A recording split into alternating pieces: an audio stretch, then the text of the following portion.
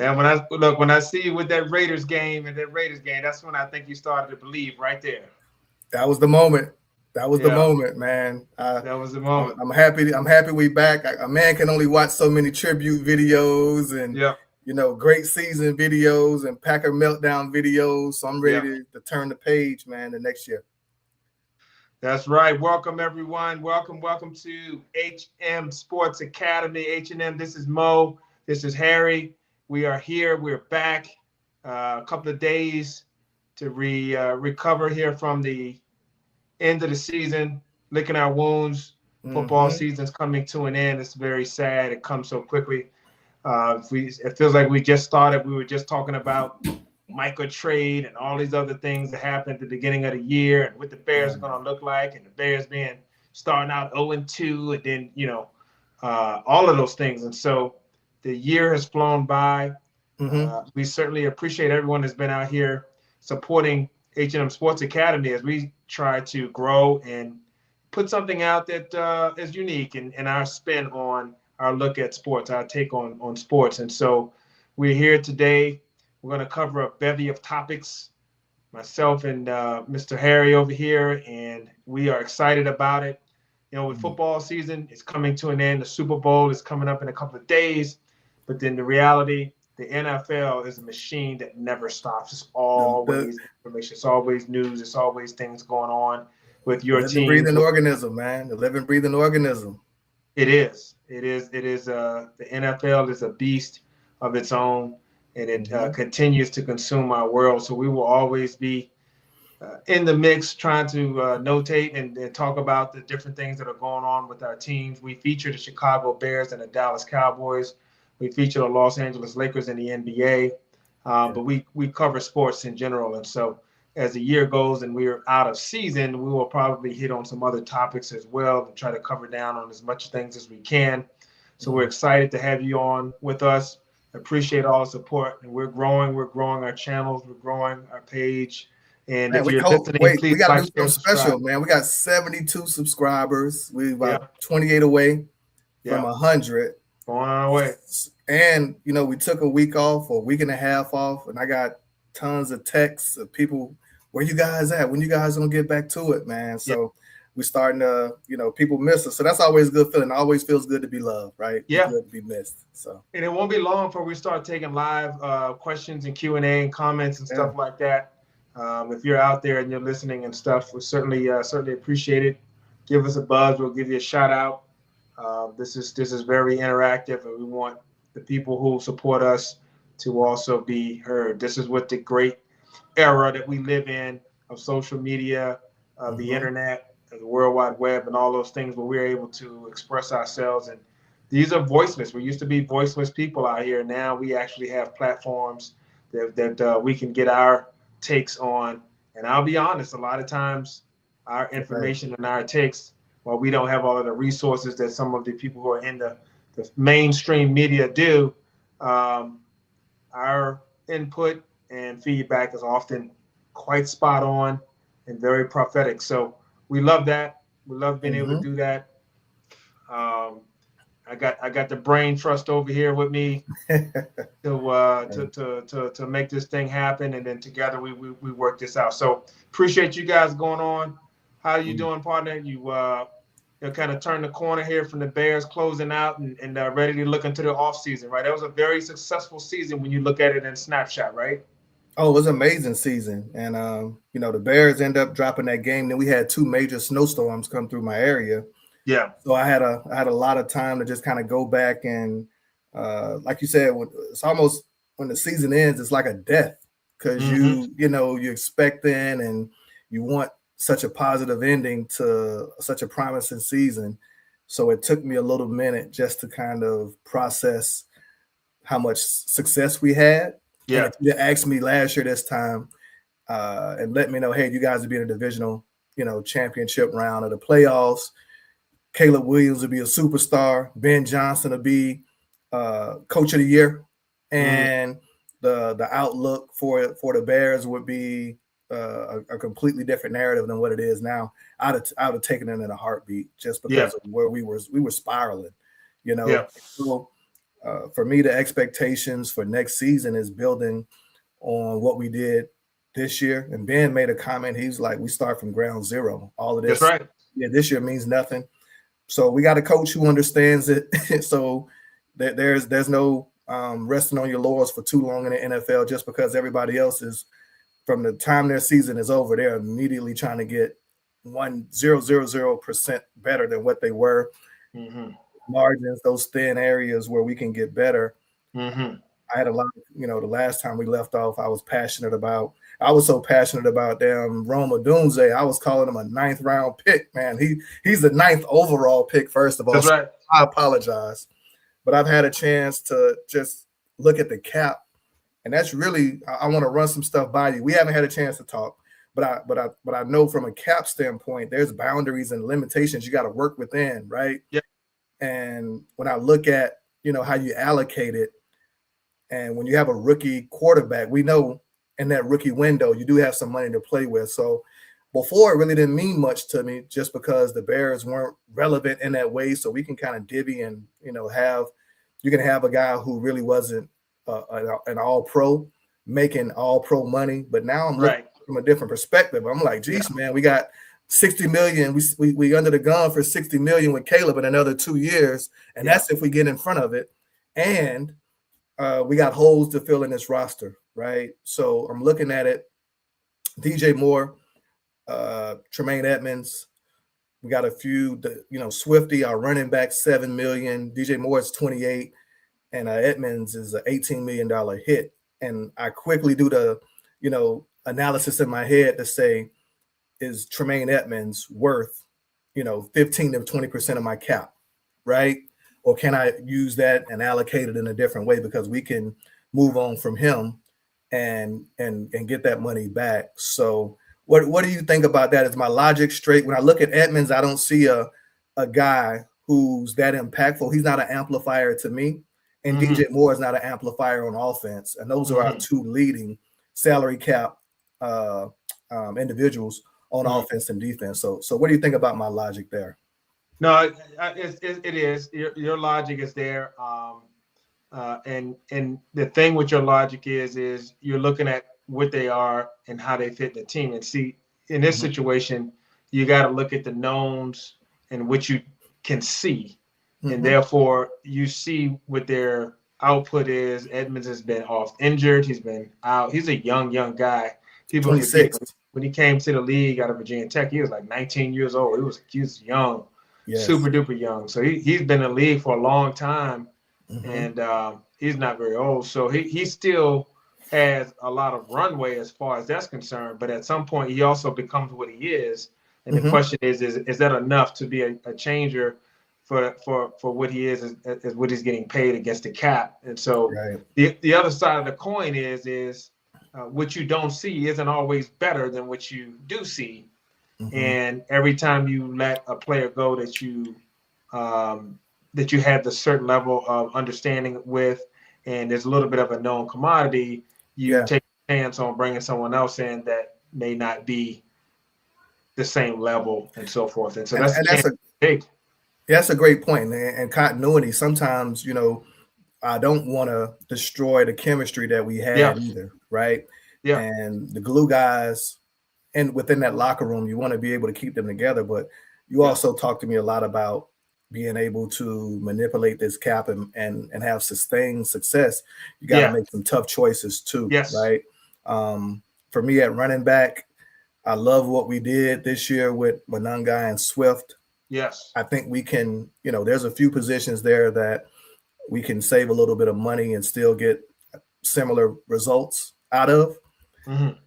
And keep the nucleus of the offense intact. I can see Swift as a unfortunate cut to where we bring in another running back through free agency for a little bit cheaper, a little bit younger, a little bit more explosive.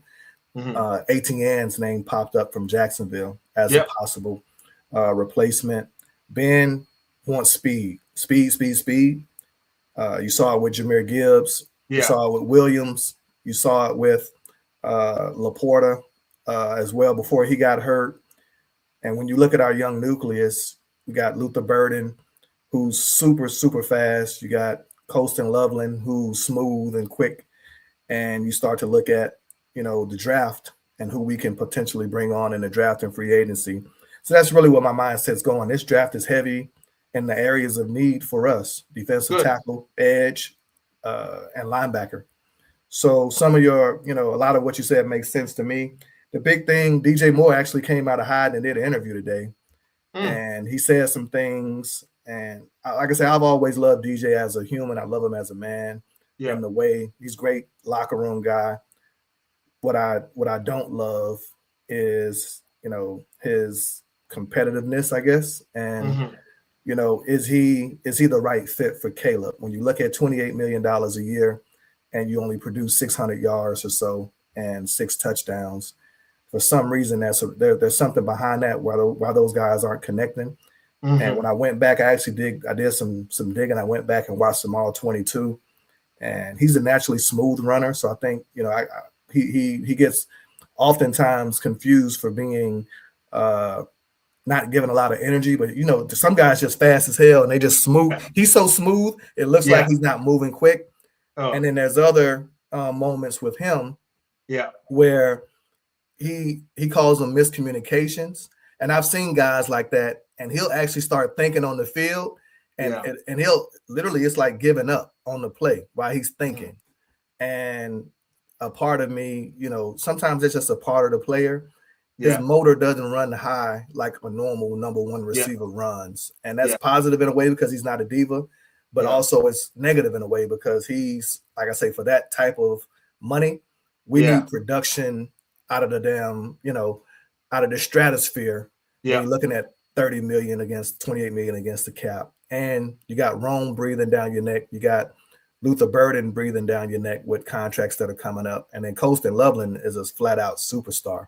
I could easily see him, being a top 5 tight end next year. Easily. So sometimes you just don't have enough money. There's not enough, bread to feed everybody, figuratively. So big thing for me for the Bears, we got to solve this defensive tackle. We got to get pass rush. We got to get faster on defense. I think we saw that against the Rams. We had to get very blitz heavy to be able to, compete. So I would love to see us load Dennis Allen up with an actual defense that fits his scheme. He played a lot with Fluce's players, and that's my other cue to say, that's the second year of a rebuild, or not even a rebuild, the second year of a window that's opening for the Super Bowl for us is now starting to get Dennis Allen some players that he wants and that he likes. So there's going to be some natural turnover within our roster. What pick do the Bears have in this year's 2026 in the NFL draft? Man, 25. 25. Okay. And so here's the thing with the draft, as far as first round grades, most of the people that I listen to say that there's actually only 15 or 16 players that have a first round grade. And people are like, what does that mean? There's 32 slots in the first round. So there's 32 players that have a first round. No, just because you get drafted in the first round doesn't mean everyone has you as a first round grade. The first round grade, blue chippers. Yeah, depending on what impact you can have as far as your level of play and stuff.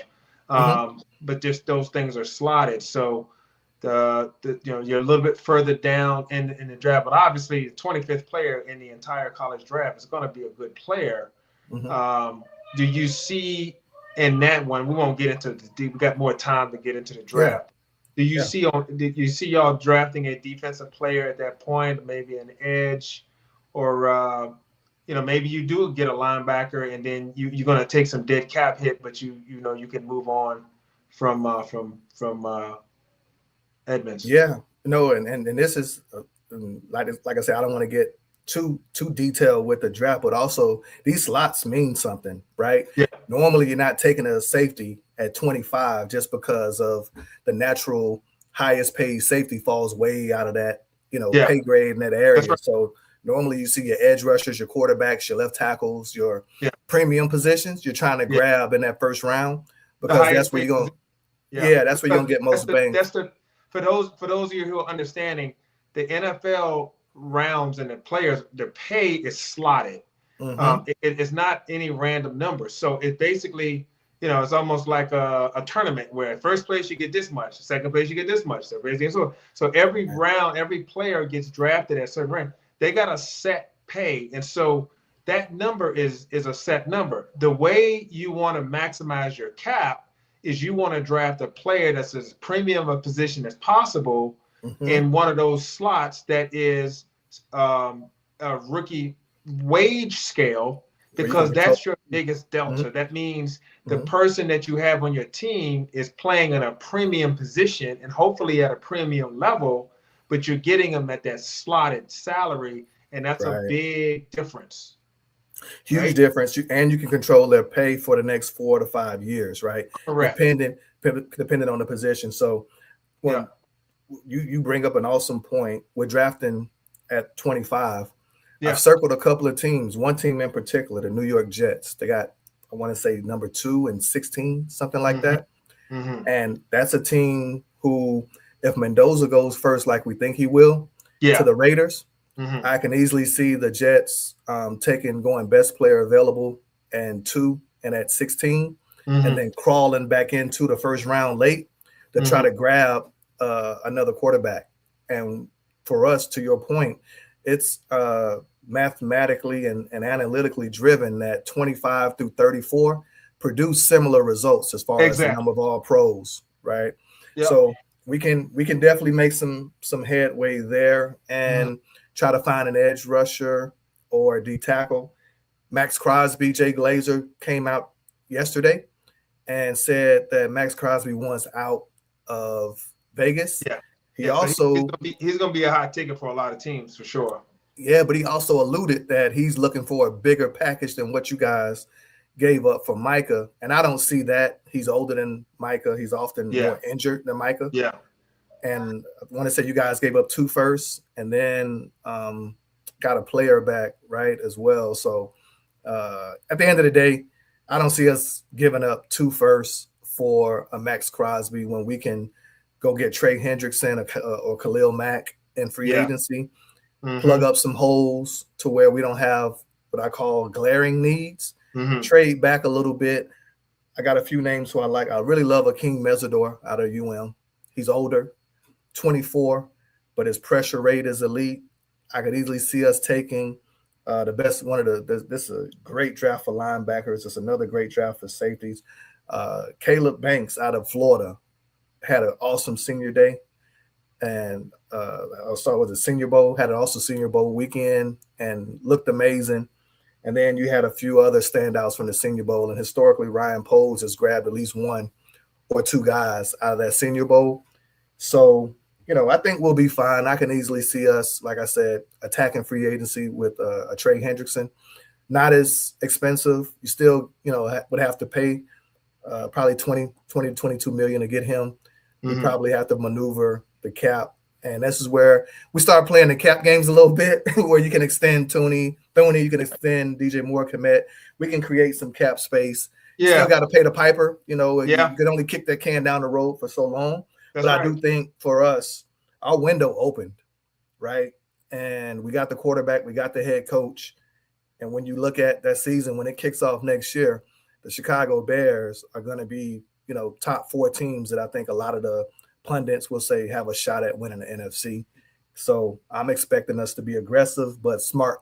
Be smart with it. I don't see us selling the farm in a Khalil Mack type trade or Jay Cutler trade that'll set us back a few years, because those actually haven't produced championships, if we just being candid and being honest. Yeah, that's the thing. In the NFL, there's depth. You got to have quality depth. You got to have the right pieces there to fit together. And a lot of times you sacrifice a lot of that to get that one splash guy. You got to really work the cap and stuff like that. So we're not going to get into too much of that, but we just wanted to kind of talk a little bit about that with the Bears and what they have going on. Also, one more Bears note here. Talk to me about your coaching situation there. At the end of each year, when you have a successful season like that, you're going to shed some coaches there, some quality coaches. Wow, yeah. And so what positions are you filling there in the coaching ranks there on your team? So we ended up, Declan Doyle got the Ben Johnson stimulus package, man. He comes in at 29 years old, Yeah. From Denver, has a great season with us, and he ends up being the Baltimore Ravens OC, which is amazing. Mm-hmm. We got Eric Bieniemy, who actually rebranded himself in Chicago. He goes back to Kansas City as the offensive coordinator. So happy for him. We lost and this is the one that pissed me off and got me upset, man. We lost our assistant GM, Ian Cunningham. And for those who don't know, who don't follow it like we follow it, there's the Rooney Rule, which is to support minority hires in executive and head coaching positions. And when you have someone within your organization get a promotion to one of those executive positions or head coach positions, you get the compensatory picks. So we're supposed to get 2 third-rounders for Ian Cunningham becoming the GM of the Atlanta Falcons. And because Matt Ryan was named head of NFL football operations, somehow the league determined that we won't get these compensatory third-round picks. So they're still reviewing it. But I'm like, that's not the spirit of the Rooney Rule. We did things the right way. Ian Cunningham and Ryan Poles, they have a very interesting story. They're similar to you and I, 2 guys who had similar, interests, and their paths and tracks were the same. And Ryan Poles just got the job a little bit earlier than Ian Cunningham. And Ian Cunningham joined him and in a selfless kind of act, served as his assistant GM for these last 4 years and turned down a few jobs, didn't get a couple of jobs, GM jobs. So he's well deserving. And Ryan Poles and Matt Ryan, Ryan Poles was the best man at Matt Ryan's wedding. They went to Boston College together. So relationships, anybody watching this football, we talk about all these different relationships. Long story short there, Ryan Poles isn't blocking Ian Cunningham going to get his dream job in Atlanta for some compensatory picks. But it did leave me feeling a little bit, we should be receiving what I call the fruits of our labor, which is developing a minority executive in Chicago and doing it the right way. Yeah, and sort of the reason why that you can't get that compensatory pick is why? They said that Matt Ryan effectively is the highest executive in the Falcons organization, so serving as head of football operations. It was a lateral move instead of an increase. That's what they're trying to frame it as. But even Matt Ryan came out and said, I'm not making any roster decisions. He's basically almost like a CEO, right? Senior advisor. Senior advisor. Yeah. But Ian Cunningham will have full control of the roster, coaching, and any moves. They'll figure that out. They'll sort that out. Well, they're going to have to. I think the NFL got a bunch of egg on his face. There was 10 head coaching positions and not one minority was hired. And that's right. Roger Goodell wasn't. They had him on something where he was being interviewed and he wasn't excited about that. So I think they'll take a look. They're still reviewing it, but at the moment, just kind of talking about what we lost. That'll be huge. If we get another third rounder, that'll be huge for 26 and 27. But, the big piece when you really look at it is now that we are seeing success, Ben Johnson is still calling the plays, so I'm not worried. He's doing an amazing job of, putting the staff together. We just got the running back coach Studesville out of Miami. He's they worked together before with the Dolphins. He's a great, running back coach. He coached A-Chain and some other guys historically who did really well, 1,000-yard back. So I feel good, man. The big thing for me, really, Dennis Allen is going to be here for a while. Ben Johnson is going to be here for a while. I think you're going to see a lot of when you look at the Sean McVay coaching tree and you're like, wow, I want to say he's got 7 head coaches off his coaching tree right now. I think Ben Johnson is going to be in that same ilk. So Bears fans get used to it. The only thing that's consistent is change. And if we keep having this type of success, Ben Johnson is becoming a kingmaker. You come and you serve in that role as OC, and the league wants young, innovative coaching minds. And Declan Doyle is 29 years old, and he still hasn't called a play in the NFL on his own and got the Baltimore Ravens offensive coordinator job. So you tell me what young coach wouldn't want to come work for Ben. Yeah, that's the thing that I just see both of these franchises doing, and that's really the duplicatable process that you want to have. Is you want to have a program Mhm. and a culture and a system that's in place in which young coaches come in and get cultivated and learn under your program and in your system. And it Right. does two things. Number one, some of them will have the opportunity to move on and grow into a higher level position and get promoted.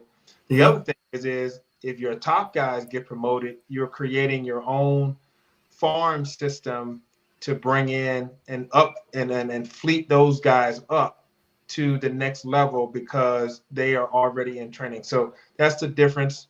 It's something that the Cowboys are looking into, and we'll talk about them in a second here as we Yeah.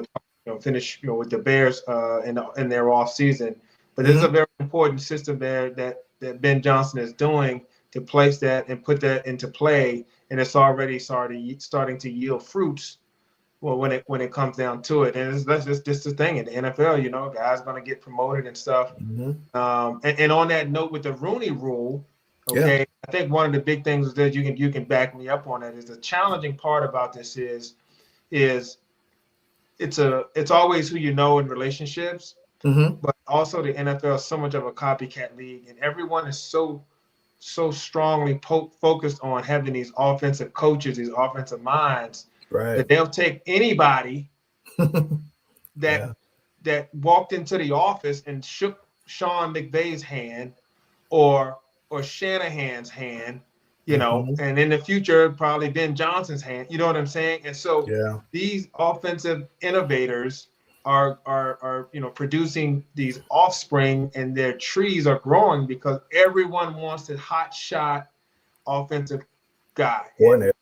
and, Yeah. and the coordinator is what they want, and that's what the teams want. Meanwhile, the minorities, a lot of the defensive coaches are on are more on the minority side. I don't know why Mhm. what that is, but if you Yeah. look at it, a big portion of the coaches that coach the defense are the minority side of the house.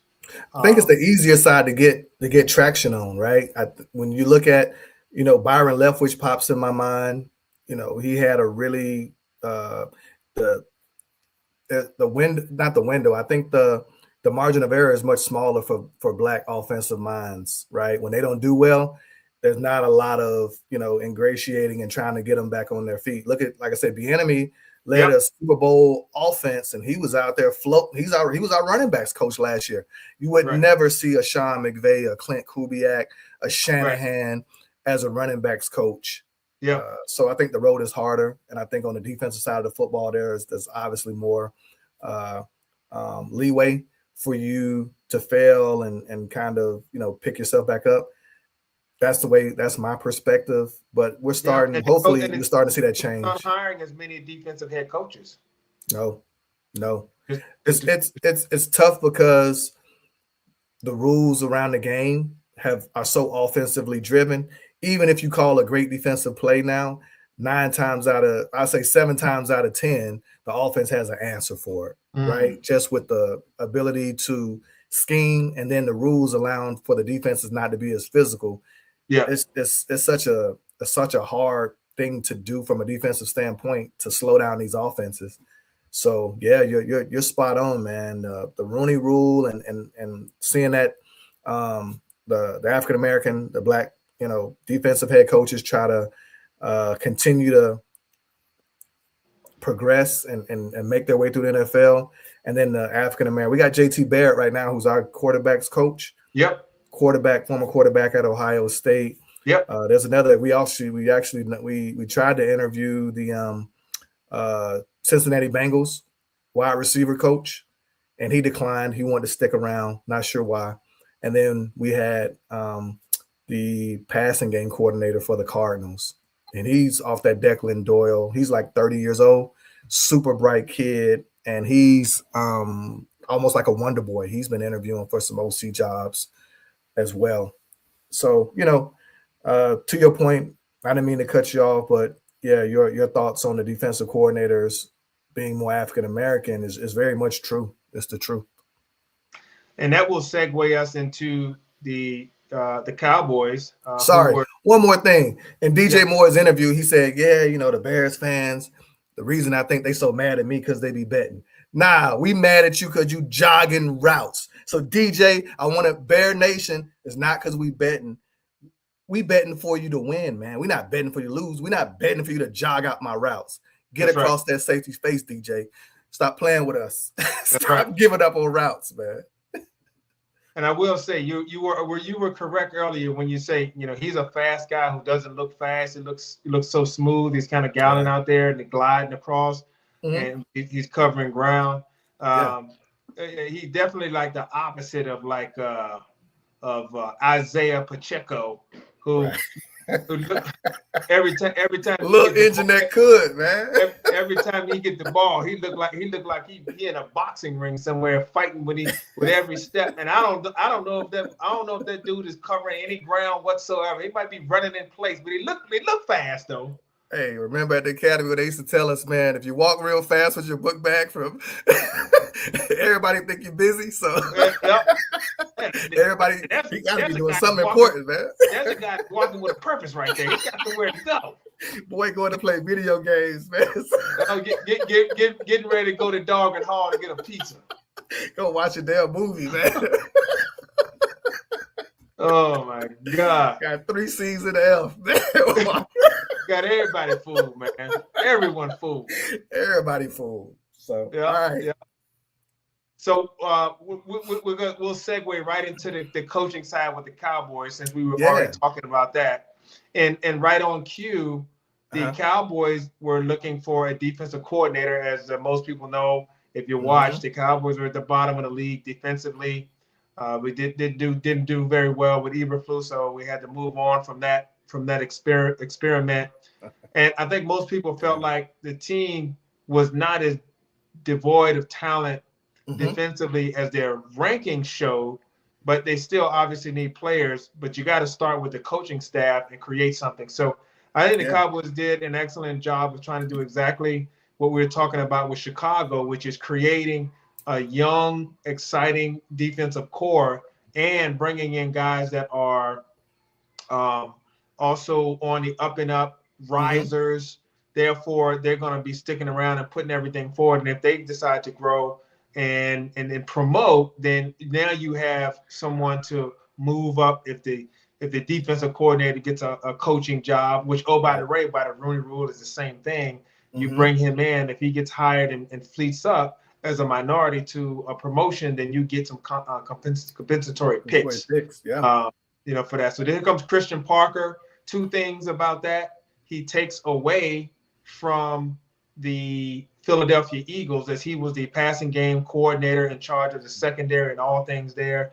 As we know, most people know Philadelphia had 2 All-Pros back there in their secondary, and a lot of people will credit Christian Parker. He also coached up the defensive back for the Denver Broncos, Patrick Surtain.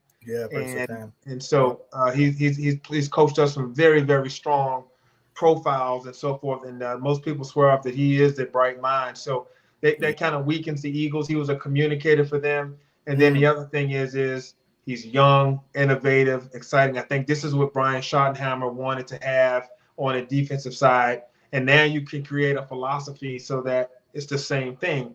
When you lose a coach, you don't lose your whole structure and your whole philosophy. You bring someone in who is able to replicate or add or build on that philosophy versus every time you turn around, you got a new coach with a new scheme. This guy runs an odd front. This runs an even front. This guy's a cover 2 guys. And so you got to continue. Your personnel can never match up if you keep changing coaches like that. So that's what the Cowboys have done there. Christian Parker. They also brought in Derek Ensley, Marcus Dixon from Minnesota. He was a Flores disciple. Ryan Smith, who was also very, very, very highly sought after and thought of Arizona secondary coach.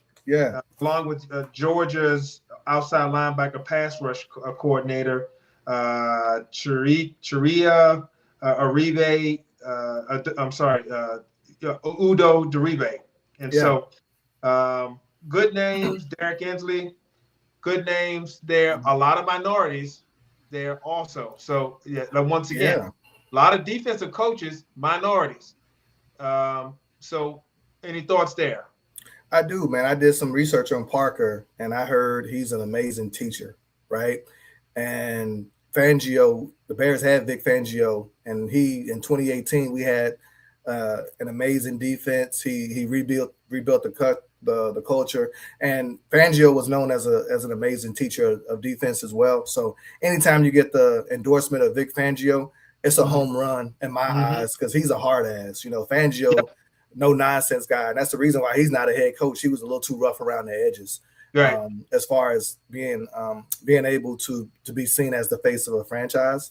And to relate to the players sometimes, Yeah. He's a I need this job done. I don't care about all the other, ancillary things that you got going on and telling me why you can't do it. So Parker comes. I like young, innovative defensive minds. I think that's where the game is headed to on that side of the ball. Yeah. The Brian Flores is the Vic Fangio wasn't as what I call exotic with his schemes. Yeah. But he's also, I think, so he teaches so well that he allows his players to play super fast because they're never out of position and they know their assignments. And that was one of the things that killed you this year.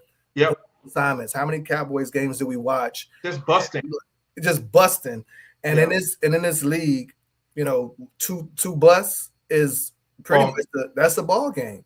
Yep. So I think he cleans that up. I also like the fact that Shotty went outside of his coaching tree. That's right. And a lot of time you see leaders be a little bit more tentative. Bringing in the boys, man, and bringing the band back together. And bringing in what I call replacements, right? Yeah. This is a guy who's not just a future DC. A lot of people look at him as a future head coach. That's right. Right? So, you got to be pretty confident in your own skin to start bringing in that type of talent around you, especially in a league that's unforgiving when you struggle. So I admire what Shotty is doing to say, you know what, I'm going against the grain. I'm not going to go and get some incumbent defensive coordinator to kind of check the box. I'm taking a little bit of a flyer on a young, upcoming bright mind that can grow with me. The other downside is you're going to lose that guy. And we know, obviously if you guys have success, the next step will be somebody's going to grab them and compare them to McDonald, in Seattle or Vrabel, those types of defensive coaches. And that's what you want to see within your staff. You want to see ascension. You want to see growth. And you want to hear and get new ideas. I think that's the thing with Flus. The Tampa 2 is a dinosaur. I hate to say it.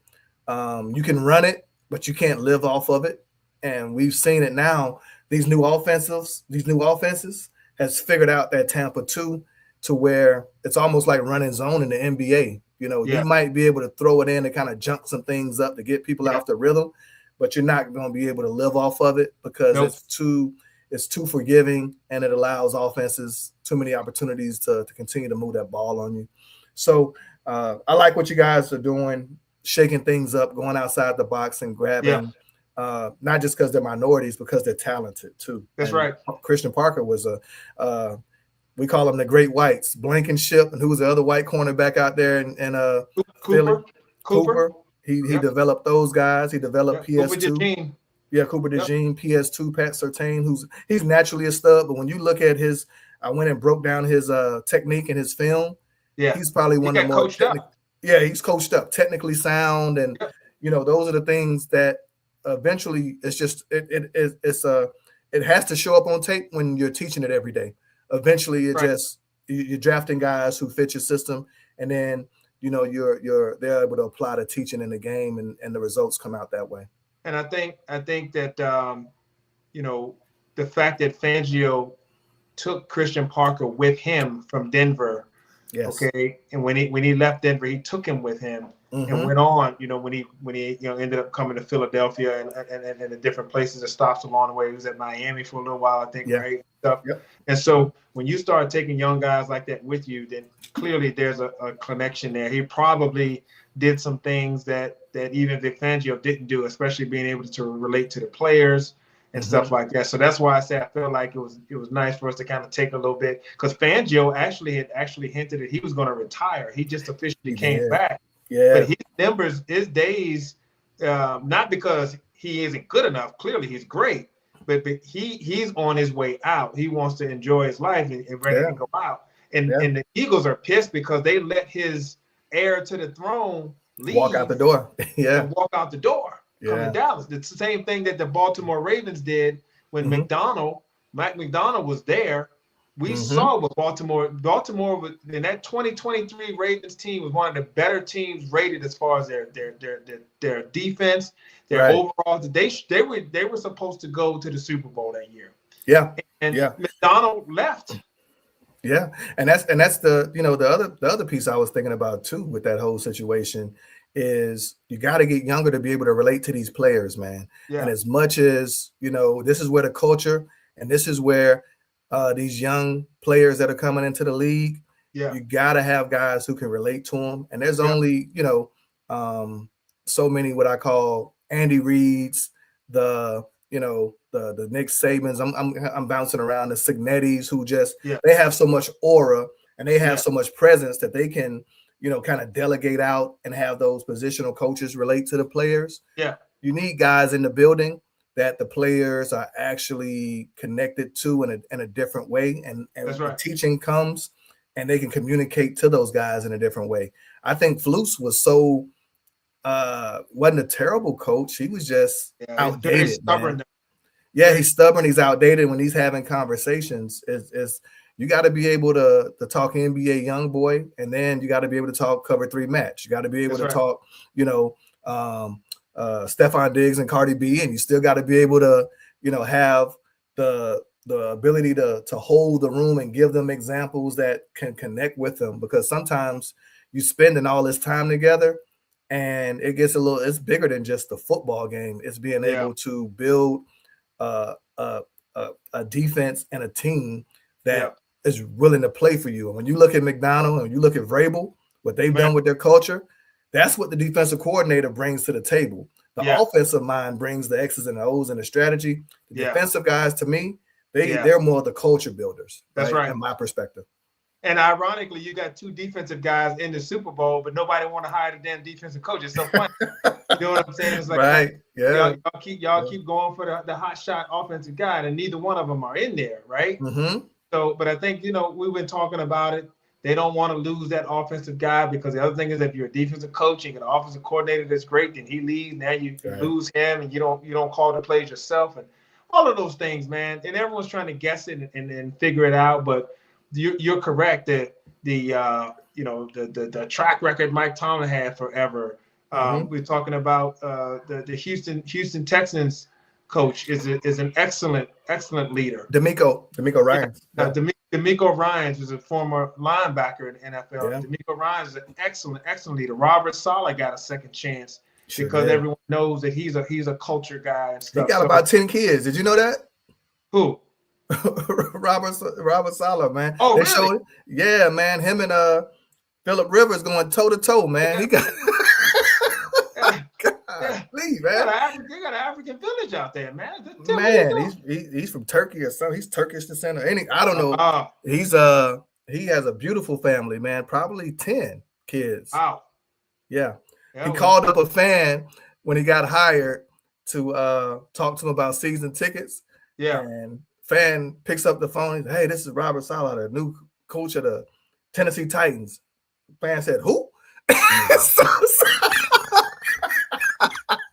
So that's what you really get with your defensive coordinators. You get they're not household names, so like McVay, the Shanahans. It used to be a little bit different. You had big name defensive guys and coaches that commanded that type of what I call response. I mean, Belichick and Parcells. Right.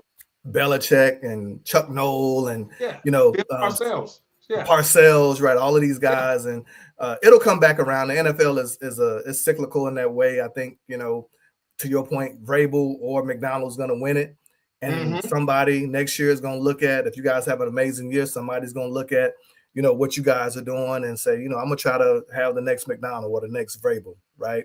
on my team. So I like what you guys did on defense. You went out and you truly exhausted what I call and found the best candidate to lead you into the into next season. So I'm very excited about that for you guys. For sure.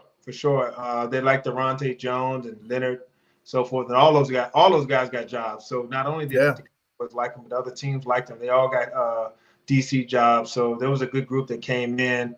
You know, I love them to death, but I'm so glad that we did not bring Ron Rivera's ass up in there. And, even Marvin Lewis, man, those guys, you're not taking those guys seriously, man. And those are excellent defensive guys. It's just they're outdated. Al Harris, your guy beat out Al Harris, and when you look at these young DB coaches, I think they come with a little bit. They understand because the game is such a pass heavy game now. I think you're going to start to see an uptick in DB coaches starting to get those defensive coordinator roles just because of their knowledge of the passing attack. Exactly what it is. What it is. And we'll hit just the player needs. The Cowboys obviously, real quick, they had such a rough show on defense. They got some core pieces, but I think with the new defensive coordinator, I think they're going to be looking at maybe adding another secondary piece.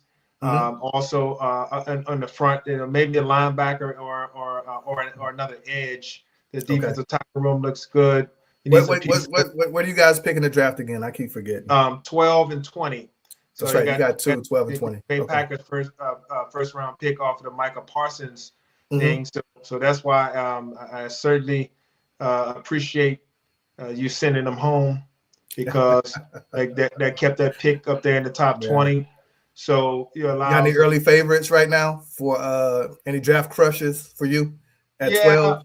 If at 12 we got a shot to get Caleb Downs. Wow. But we're talking about the same thing, because once again, the safety position is not one of the higher paid positions.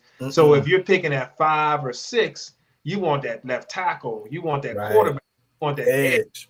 Right. And so you want that premium position, and that's why the safety position falls. But this guy Caleb Downs is in the in the Umenyor class. He's in the Kyle for Hamilton. Kyle Hamilton class.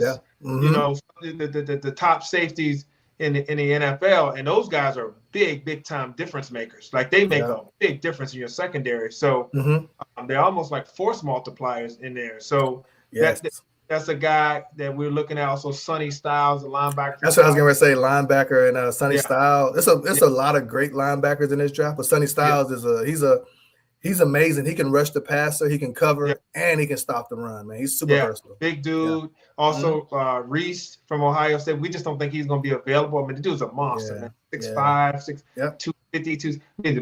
He's a monster. So those guys, we know Bailey and Bain at defensive edge. Like, those guys are not somebody. The thing about it is some of those guys aren't going to all be there.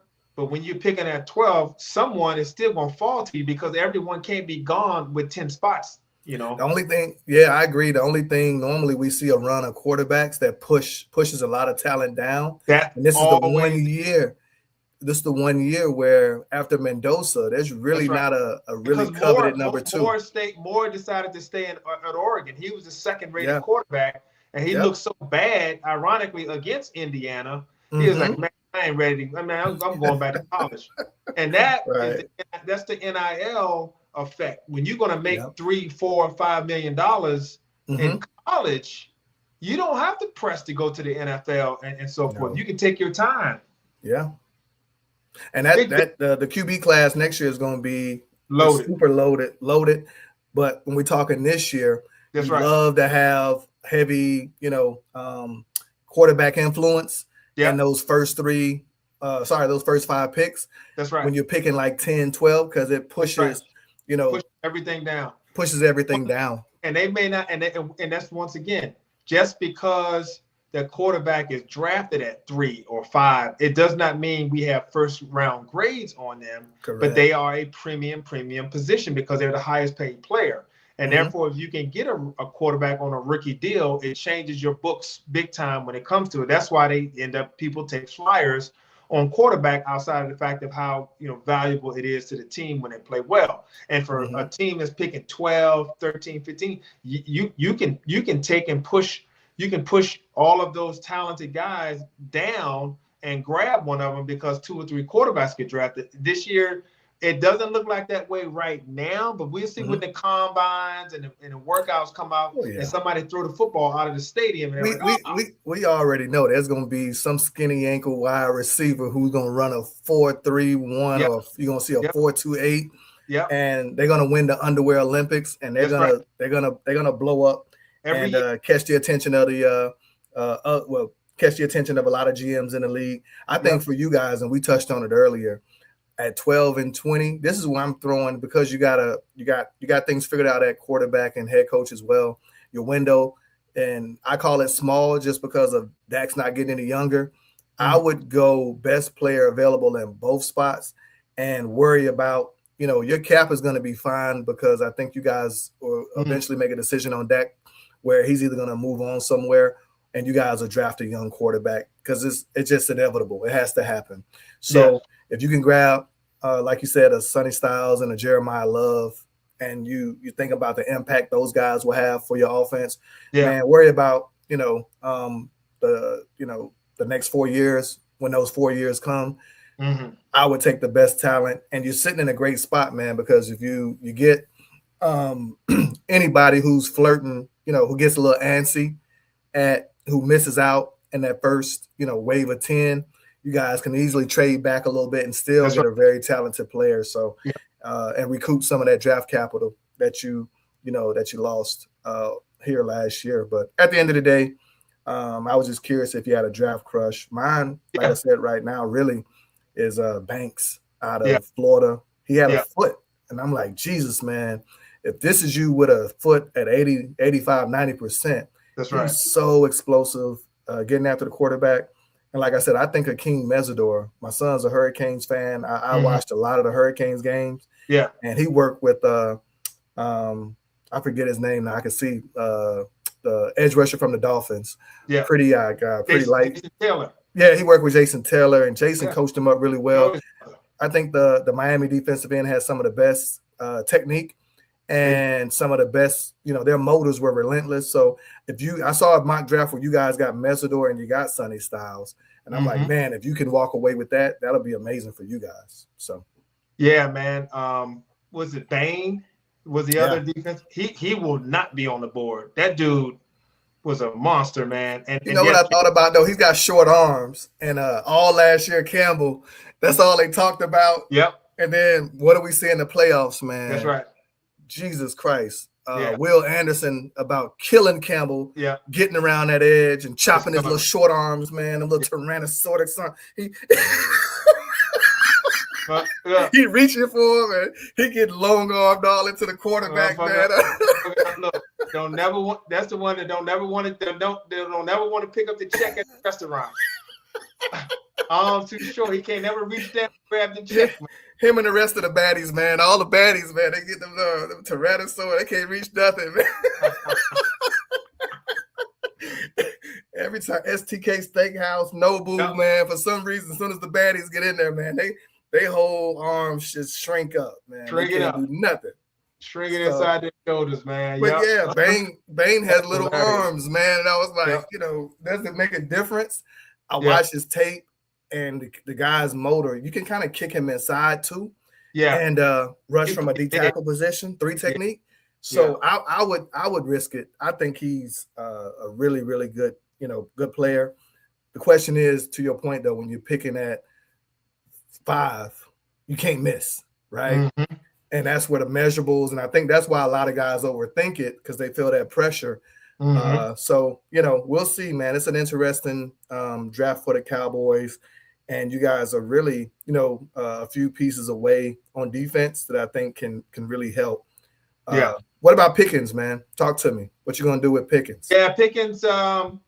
Pickens. We have the franchise tag for sure. So at the worst case scenario, you'll the top, he will get the highest. Remember, Pickens hasn't been paid a lot of money because he got drafted a little bit later on in the draft. He's still on his rookie deal. So the infamous meme with him with the shiesty on, staring at the TV, is the as he watched himself finally get picked. So yeah, he definitely is a guy who's ready to get paid. So. He is ready to get paid, and so his agent is David Mulligata, who famously was Michael Parsons' agent and stuff.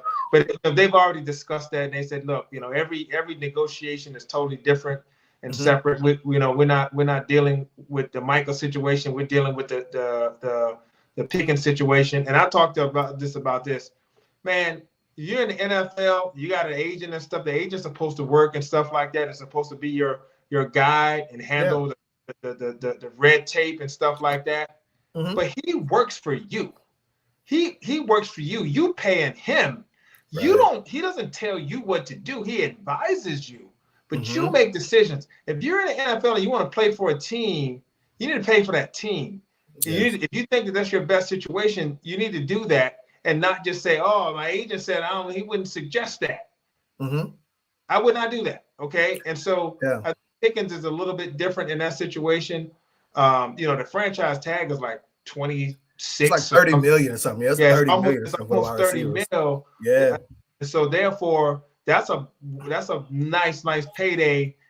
Even if you're on a franchise tag, that's not what we want. But I think the franchise tag would allow Dallas to continue the negotiations and get a different number there. Because Dallas doesn't want to do the franchise tag because that counts 100% against you in the cap. It was that. You don't want that. TJ Houshmandzadeh was actually speaking about it. He said that in those situations, the franchise tag also pisses the player off because instead of 100 million guaranteed, I'm only getting 30 million guaranteed, and now I'm risking another season. Negotiate again. That's right. Right, but I also want to say this, and I'll toss it back to you. I don't think Pickens is in the same negotiation. He doesn't have the same the negotiational power that Micah had. Micah had a clean rep. Outside of this whole he can't stop the run, Micah was a model player. His motor was never questioned. Pickens is kind of rebuilding and rebranding his brand as well. I don't think he can. To your point, his best interest is to get a deal done quickly before everybody else starts getting paid and roster starts getting filled out. And to make sure he's what I call aware. He has to have self-awareness to say, I can lose out on $2 million in Dallas because I don't have, state income tax. And Jerry can also get me a car dealership endorsement and a restaurant endorsement that'll give me another $10 million over the next, 2 years. So there's different ways that he can, make up the little money that he think he's making up by going somewhere else. So what do you think about what I just said there, which is he's not negotiating from a position where he can just call shots either, right? Yeah, he's got a little bit more scratches and dents than Michael Parsons had when it came down to it. And wide receiver is one of those type of premium positions, but there also seems to be a much more bigger surplus of them also than edge guys. A top edge guy is almost it's the value of it. It's not just the position, but it's also the amount of the scarcity of the goods that's there. Supply and demand. A little bit different. So I think the other thing is so I think he wants to be in Dallas. I think he wants to play there. I think he sees the value of the brand. He likes being with CD, with Dak, and Dak features him. And, obviously he's an excellent quarterback to get him the ball. He does see state tax. He does see the endorsement deals when it's all said and done. So I think that's going to be the case. The franchise tag in this situation would only be doing it based on a deadline in order to keep the conversations going without losing him, to protect their own interest. And then they will continue to try to negotiate and get a number so he can get the 4 years, 120 million, you know what I'm saying, with 110 guaranteed and some incentive, something like that, right? So that's what it's probably gonna end up. And if you don't, and somebody says, "Hey, we'll give you a 2 first for Pickens," I mean, okay, you can give me 2 more first round pick. Okay. I think that and the reason why I'm advocating for him to get this thing done before the draft, because there's going to be a stud or two wide receiver that I can get in the first round and have a controlled contract, and it'll be way cheaper than picking. So I agree with your point. His best interest is to try to get this thing ironed out and come with a positive intent of saying, I want to get a deal done. What do we got to do? I think I would come from that position. That way Jerry knows my position. And, like I said, in the end, the 2 million, the 1 million that you're fighting and scrapping over, you got Dak, you got CD, you got a great offensive line, you got, weapons around you.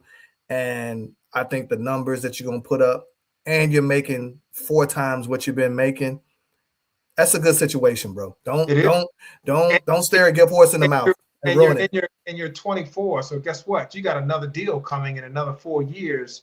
You're gonna get another one before you hit 30. You're gonna have another deal. So you're already in track. If you don't screw this up, you're guaranteed to make $250 million in your career at a minimum, right? I think it'll be in his best interest at this point in Jerry's career.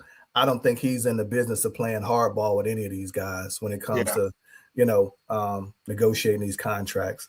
I think Jerry's looking at it from a perspective of either you with me or you're against me, and I'm gonna give you a fair deal. And if you're not willing to, work with me on something that I feel is fair and you feel is fair, I don't think he's going back and forth on too many guys at all when it comes to that. I mean, people don't understand, and we're not going to go into this rabbit hole, but Micah Parsons, he was offered $42 million. I think people just assume, Jerry just didn't want to pay him. Dude, he had a $42 million deal on the table with no state tax, and you playing for Dallas. Nobody lowballed, because there's a floor for the position based on the level of, you know what I'm saying? No, I'm laughing because I'm hearing Micah, it just keeps resonating in my mind. It keeps going over and over in my mind when he finally got that deal from the Packers. I'm richer than I've ever been. I'm richer. If you don't get the hell out of here, man, I'm richer than I ever been. He crying, his whole family weeping, and you had a $42 million deal on the table already. Already on the table. With no state tax. You got name notoriety, and your podcast is blowing up. Your post career is already being set up. So I'm richer than I ever been. Okay, all right, Micah. So whatever, man. Hey, enjoy Green Bay. Enjoy the cold winters, and let's see how much you love Green Bay now. Yeah. In the winter, in the off season. That's right. I guarantee you, he's training in Dallas. I guarantee it. No doubt about it. He's not up there in Wisconsin around right now with that cold ass air. No, there's no way. He's down there. That's where he is. He's hanging out in Dallas stuff. So it is what it is, man. We move forward. We'll get into that as the year goes on. But that's kind of a quick recap summary of our teams. Yeah. We'll talk Super Bowl here in a little bit.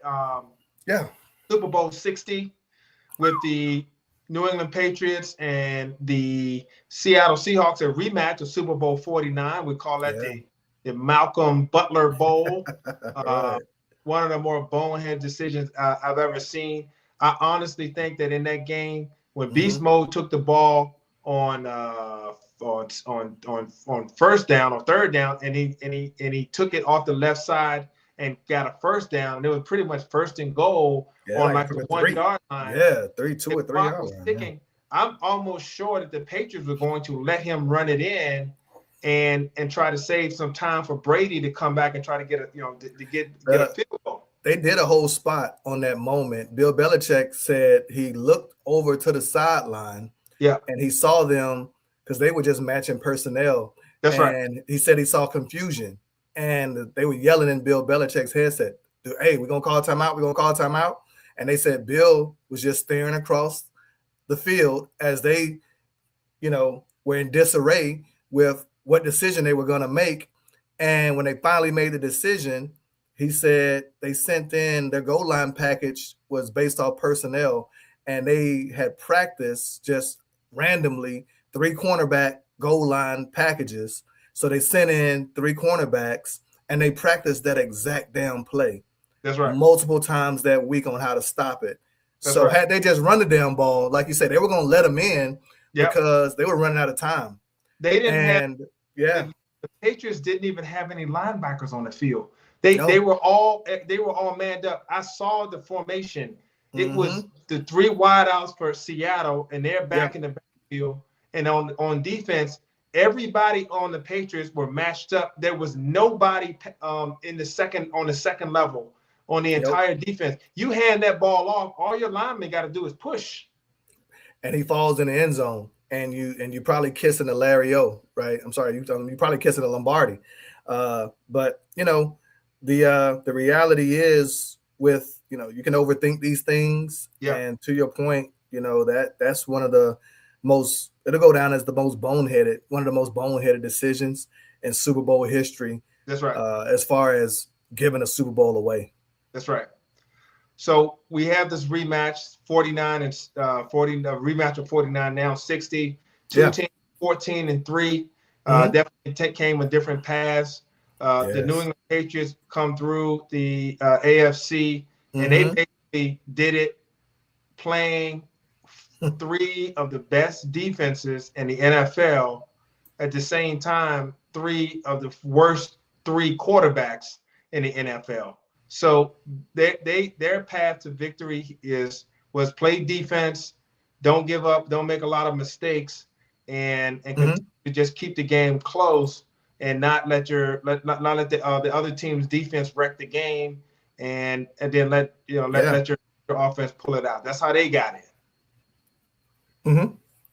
Seattle had one of the best defenses in the NFL. They've been scary. They've also had one of the best offenses in the NFL. They've had a tough schedule, and they've gone through. They basically have kind of routed the teams that they played. Obviously, the Rams game was very close, but Seattle has gotten in here. Basically, they blew San Francisco out, and then handled the Rams in the NFC Championship game, and here they are. Yeah, you got 2 teams, 14-3. Yeah, coming in and like I said, having a chance to kind of take a step back and look at it. I think we got the 2 best teams in the NFL. When you really look at Super Bowls, this is what you want to see. Yeah. They don't come with a lot of extra flair, and there's not a lot of big names to really get you excited. This is probably one of the more vanilla Super Bowls, but I think it's going to produce one of the better games. Vrabel is and his staff are very well coached and organized to take away what you do best. And Seattle is just we've been talking about them since probably week 3. I think when we saw them go against the Commanders is when we really started calling them out. They look different early on in the season, and you hit the nail on the head. Drake May comes in as the young quarterback who kind of rode the coattails of his defense through a softer schedule. But when you look at the defenses that he went through, it's probably the toughest gauntlet of defenses. I think I would put his resume up against, anybody as far as what he had to go through to get there. In NFL history, the only 2 quarterbacks that have gone through tougher defenses, I think they said, was Troy Aikman. And I think there was a Troy Aikman. I want to say it was Peyton Manning that went through 3 higher ranked defenses, in a row to win it. And so the fact that they got to play 4 of them because they were a wild card, and now they're going to be playing, the Seattle defense, they will certainly have earned it when it came down to that. Now, it was a great. It was a great clip on Inside the NFL, mic'd up, and it's in the Denver game. He's sitting on the sideline, and it was a cool moment because it was a real moment. And he went and sat on the bench, man, and he's talking to Mike McDaniels, and he's like, "Man, it's so hard out here because it's a blizzard at this point. The defense is bearing down on him, and it was a stalemate. Remember, like that 3rd, 4th quarter." And he couldn't move the ball really. And he's like, man, it's so hard out here. And McDaniel spoke to him like he would speak to your son. He's like, man, I know But if we get through these next 6 minutes or so, it's going to be well worth it. I just need you to hang in there with me.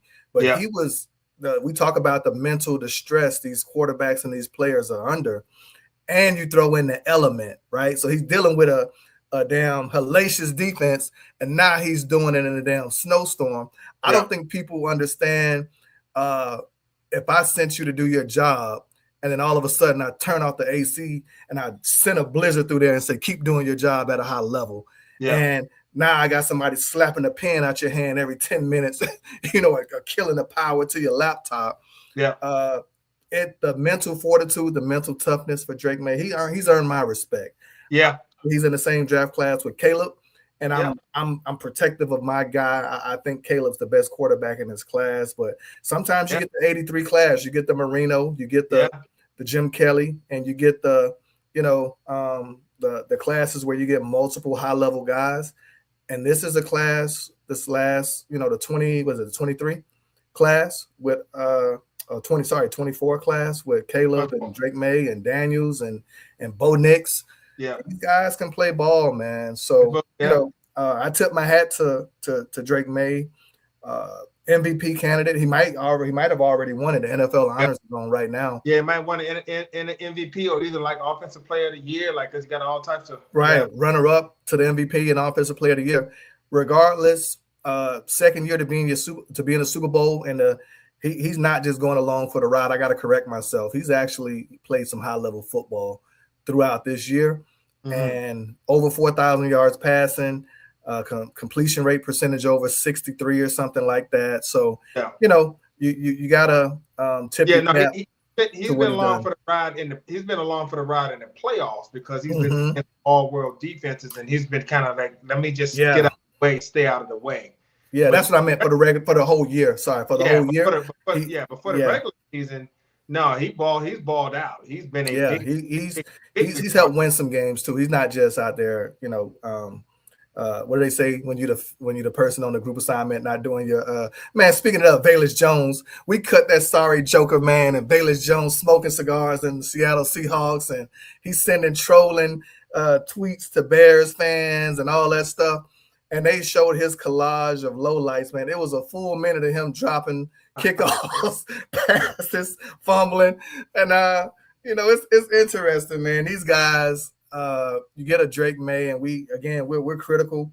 But, yeah, it was that New England game had C.J. Stroud showed up at a little bit. A hair. We're looking at the Texans probably being in the Super Bowl, right? From what we saw. And in Denver, it took a coach. I really say Sean Payton's smug ass and his, I can just do what I want to do. Had he kicked that field goal and they go up 10-0, I think they win that game probably 13-3 or something. Yeah. Because the offense was that New England offense wasn't able to do anything in that blizzard. They were shut down. 40 yards in the first half. They literally were doing nothing. Right. They let them off the hook with that. Once again, the smartest guy in the room, Sean Payton, Mr. Hey, I don't have to change my offense because I told y'all Stidham was just as good as Bo Nix, and I'm gonna prove it to y'all today, and I'm gonna do it in the biggest game of the season and show it to y'all. That mindset right there got your ass sent home quickly. Look consider, and then you got a nerve to get rid of your offensive coordinator. Bro, you're the offensive coordinator. And he pissed Bo Nix off. He came out talking about his medical history and his ankle and misspoke on that. This was taking time. Yeah, and he fires his OC. So they went from being what I call a Super Bowl potential favorite to complete disarray, which is insane to me because it should have never gotten to that point. And it irks me. It's one of my biggest fears for Ben Johnson, not being able to take points and look at the bigger picture of I can bury you with a shovel instead of a forklift, a bulldozer. I can bury you the same way. It's just going to take a little bit longer. Boxers, they go to the body, then come to the head and knock you out. Yeah. This whole I got to knock you out in the first quarter. I don't know where it came from. You can't do it. You can't even do it because it's too early in the game for that to be the case. You know what I'm saying? And so at this point, you take what you can get. And the fact that Denver knew that storm was coming, that blizzard is coming. He knew it was coming. And so instead of you taking the points was going to be at a premium and going up 10-0, you're gonna try to sneak out of there. And then on top of that, why would you run a play action pass to the boundary? It's called how do you lose a locker room 101, right? Yeah. And we just talked about Seattle and not running the ball and winning the Super Bowl. That was effectively the play that broke up the Legion of Boom and that whole era. Because they felt like Russell Wilson changed the play or something like that. He wanted right. He's trying to get a touchdown pass on his stats and went to say he won the game with the pass. Correct. And it's the same thing with a guy like Sean Payton when the defensive side of the ball is like, man, we got this. All you got to do is give us this 10-point lead. We'll finish the job. The blizzard is coming in about an hour and a half. Yeah. And we'll be in the Super Bowl. And he ignored, like you said, all of that information. And then in turn, he runs a terrible, basic ass play action to the boundary that New England swallowed up as soon as he snapped the ball. Oh my man. God. Not a single soul was open. Really? Not a single soul was open. And you look around and in 5 minutes real time, now you got New England banging their head on the goalpost, tying it right back up, and flip the whole emotion of the game out. So, again, guys, we talk about it all the time. I know the analytics behind going for two, and you and I might be dinosaurs and in the sense of some of this new what makes sense to go for two or when to go for it on fourth down. What we do know is that the whole point of this whole thing of called football is to score more points than your opponent. That's right. And nobody said that the game is going to be over in the first quarter. So if I get a chance to go up double digit, I'll take my chances. And I got more confidence in my team that will continue to build on that and putting them in bad situations consistently to where that's why these games are so damn close. Yeah. Because these coaches are making these decisions. And you know what's ironic? As they're coming back, they do what? Take points. Right before I need 3, right before the 2-minute drill. I mean, right before the 2-minute mark. They go kick a quick field goal, and now they're scrambling. Hell, do that in the second quarter. Do that in the first quarter. Now it's a completely different game. But I don't want to get us all out of whack with this whole, I get fired up because, again, it hits close to home with Ben Johnson and his philosophy. But yeah, Sean Payton effectively ushered, the New England Patriots into the Super Bowl with that one decision. And took no accountability at all whatsoever for it. That's the thing that chaps me with him. You know what I'm saying? So it just that couldn't have happened to a better person when it comes. I see he's not getting a Christmas card from you this year. So I see. Don't give a damn. Sean Payton. Oh man, but yeah. So talk to me. I know we're talking. This game, the Super Bowl doesn't have a lot of. To me, it's so. Both these teams are so buttoned up, and there's not a lot of trash talk. Bro, there's not a lot of what I call great storylines, other than great football. So let's talk schematics. What do you think? Who has the edge as far as offensively? Who do you think has the edge offensively between Seattle and New England? Yeah, that's a tough one there. When it comes down to it, I really like the personnel, like some of the personnel, like I like Diggs and Boutte for New England. Yeah, Travion Henderson has kind of been kind of, I don't want to say benched, but he's been phased out a little bit during the playoff. And the reason is simple: he can't pass protect. He's a rookie, and he struggled. And he's been missing the holes. I watched the whole breakdown of him not seeing the field very well. Yeah. Well, you know I'm hard on running backs, and he's a VA guy. He's from he played in my high school conference. So he's a VA guy. He's one of the more stiff non-vision having running backs. Right. That's what I was trying to say. Yeah. Hit the hole and go. You know what I mean? Type guy. Hand it to him, hit the hole, get downhill and go. But if you're asking him to do the thing that Cooks for Buffalo does when he's able to bend it back, and cut back and so forth, and read defenses and make you wrong no matter what you do. You're not getting that out of Henderson. So, no, he's a home run hitter. They showed him even his chip blocks weren't great against the Texans. They were showing him kind of avoiding contact, being non-physical, and then the vision being very poor on some of the runs, leading to either negative or gains that should have been 10 yards. He's only getting 2 or 1 out of it. For me in the playoffs and against this Seattle defense, that doesn't bode well. And I don't know if you can correct that in 2 weeks. You can't. So, maybe McDaniels can scheme him up a different way. That's why Ramondre Stevenson's going to get the majority of the burn. But they might put Travion in some special team situation because he will get the game open now. When he turned the corner, he's gone. You lose him in a screen game and give him that space, he'll definitely house it. He's a different kind of guy. He just gave his life over to Jesus Christ, and he married. He went and eloped. So he talked about that during the Super Bowl media week. So good kid, good man. I think he's just young, and it's hard, man. You figure, you're playing these tough-nosed defense in Seattle. The one thing they're not going to let you do is run on them. So we're gonna find out if the Patriots can truly pass the ball under duress without having the luxury of a run game. I personally think in the Super Bowl. Yeah, I think the big thing is can Drake May play clean football?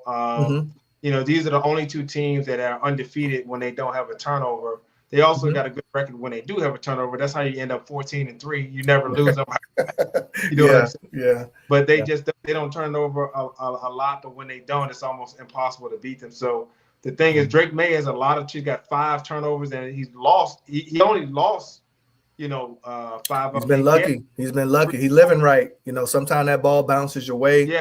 And he's had a lot of bounces. That Texans game, I want to say he had 3 fumbles. Yeah, and they didn't lose any of them, something like that, right? So it was rough, and the one that they got, I think, they didn't get anywhere with it because of the weather and stuff like that. So that was another bad weather game. Very unique track and path that the New England Patriots have chosen or path that they didn't choose, but they had to go on to get here. So weather won't be an issue. So I'm sure Drake May will be a lot more aggressive when it comes down to it.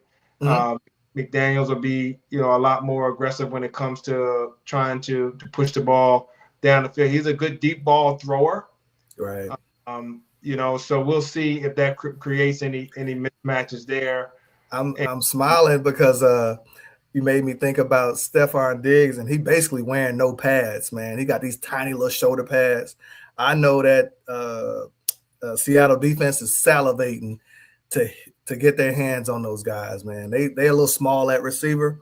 Yeah. And if and when Drake May starts to test some of those windows, I think Seattle will welcome it. They want to hit those guys. So no doubt about it. And that's when you get the alligator arms. And that's where you start getting balls getting tipped and they start creating turnovers, man.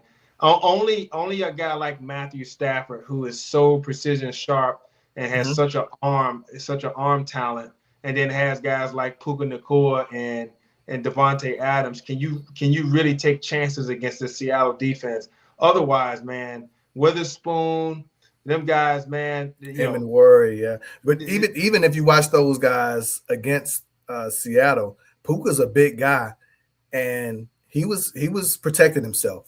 If you watch that game, he catch it. He was covering up and getting down because he knows that those Seattle DBs and linebackers coming with bad intentions. So you're exactly right. So we'll see how on that side. On the other side of the ball, you got Sam Darnold, who's been dealing with this abdomen issue. He's been getting shots for that. So we'll see. But he's got 2 weeks to rest. Drake May had some shoulder tightness and stuff too, so he's had 2 weeks to rest. So we'll see if any of them are affected and stuff. But I think with Sam Darnold, everyone's sitting there waiting for the shoe to drop for the see and go game. and all of that to come back into effect. And the Patriots defense has been great. So I'm very curious to see if Vrabel and his crew and his staff can come up with a game plan that rattles Sam Darnold. You know, they don't have Charbonnet in the backfield, but they got Kenneth Walker. So that you know what's interesting about Seattle, man, and this is, you know, we would have had to play Seattle had we beaten LA. That's right. And as I watched them play that NFC Championship game, the immediate thought that came in my mind, we wouldn't have been ready to play them. I think it wouldn't have gone well for us up there. Not because we're not a good team. I just think they execute, and you and I both know we come from an offense at the Naval Academy where we hung our hat on timing, execution, precision, and their offense, man. When we talk about Sam Darnold and how he's going to perform, it's almost like it's muscle memory for him at this point, right? Yeah.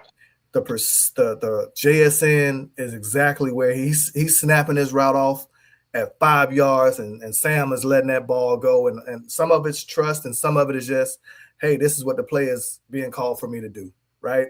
So I talked about it on the last pod, that game where they played in the regular season against the Rams, and he was having a horrible time, and he ended up writing it and winning the game in overtime on a 2-point conversion. It's almost like he exercised the demon that had been haunting him for a while. And Sam, to me, when I watched him in these playoffs, he's so decisive and so confident. And even when he makes a mistake, I could see him going to the sideline, and he's just like, all right, toss me the iPad, toss me the, let me look at the still shots, let me look at the video. He feels like a different kind of leader, different kind of guy. And then I think Kubiak is calling the offense. Yeah. And he's the running game. It's the audible. When you hear them run the football, you hear them running the football. You see them understanding the duo block to the linebacker. Vrabel's got his hands full because that 13 personnel and the guys that they can, make the run look like the pass and make the pass look like the run. Vrabel likes to take some chances, and with JSN and guys like, Kenneth Walker and Barner, whatever his name, and Arroyo, they are, and Shaheed, the Seahawks are so explosive right now on offense, man. They almost feel, and it's no weather, they're in the turf. I mean, it might rain a little bit, but warm day. It's hard for me to really see Sam just, completely breaking down and having a terrible game. Yeah, it would have to be internal, like pregame jitters or jitters, and something mentally there. I don't think the defense is going to be able to route it. I will say this: do you think Gonzalez can lock up JSN? No. Yeah. No. No, that guy. That's a tough task. Yeah. Ridiculous, man. If they had 10 battles, JSN will win 6, 7 of them. And again, because it's such an offensive game, the true lockdown, island corners that we knew, they just don't exist, man. JSN is so sudden and so quick that, by the time he gets out of his route and catches it, if you don't have some sort of attention and help over the top, it's good night, man. He's putting you to bed. And again, Kubiak is dialing up. He had him in the backfield against the Rams and the 49ers. He's dropping them in the slot. He's putting them outside. He's dictating coverages with his placement and motions, and he's getting running starts at you. There's a certain level where you look at a lot of what they're doing is you just trying to mentally not bust. And we just talked about that, right?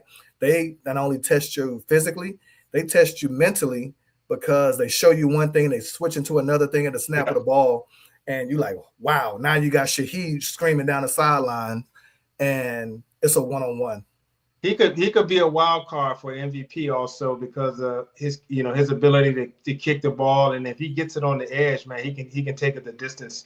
He was kind of low key, quietly one of those trade deadline pickups that people didn't spend a lot of time talking about, but it fit in so perfectly with to give them that explosive kick return or that end around type option. That was the one thing they didn't have, is just like pure, just game breaking speed on their offensive roster. Cooper Kupp, Right. JSN, Walker, those guys, they're good if they're fast. I mean, of course they are, but they're not like lightning fast. You know what I'm saying? So there's only a few guys like that, like Turpin, Shaheed, those dudes are they're and when you get them guys the ball, you forget about them. They can turn a game so fast, man. So Denver had a few opportunities against the Patriots defense, and so did Houston, and they just didn't take advantage of those moments. And you tip your hat to New England to be able to stop it. I just think, and I'm not saying they won't, I just think it's a little, if I was in their shoes and the way they pinned their ears back against Denver, I don't think they'll be able to do that against Seattle and not expose themselves to some potential big plays that could lead to touchdowns. What's your final there? What's your score? Man, I think it's going to be a really good game. I'm going Seattle 27, New England 24. I think it's going to be close. I think it's going to be a good game.